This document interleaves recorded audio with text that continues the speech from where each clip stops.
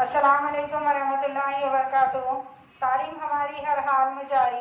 सूर्य Urdu primary school Nagarjuna नगर नांदेड़ के online तर्ज तालीम में हम आपका इस्तकबाल करते हैं। जमात शशम मज़मून जोग्राफिया में आज हम सबक नंबर 3 ग्लोब नक्शे का मवाजना और इलाकाई सैर, इसके सवाल जवाब देखेंगे।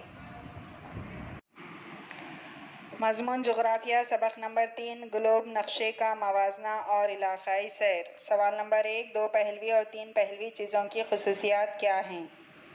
जवाब, 2 पहलवी और 3 पहलवी चीज़ों की खुसूसियात हस्ब ज़ैल हैं।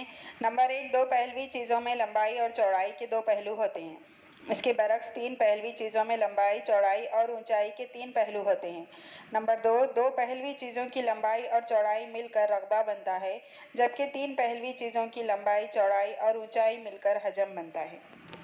सवाल नंबर 2, बिल्कुल छोटे ग्लोब पर कौन कौन से वसाइल उमूर बताए जा सकते हैं? जवाब, नंबर 1, बिल्कुल छोटे ग्लोब पर अर्जुल बलद और तुलुल बलद दिखा सकते हैं। नंबर 2, ज़मीन पर मुख्तलिफ ममालिक, जज़ायर, खलीजें, बहरे समंदर और बहरे आज़म दिखा सकते हैं।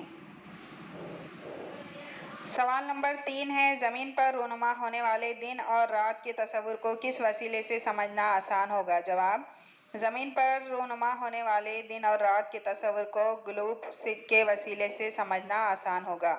सवाल नंबर 4, आपके गांव या शहर की निशानदही करने के लिए कौन से वसीले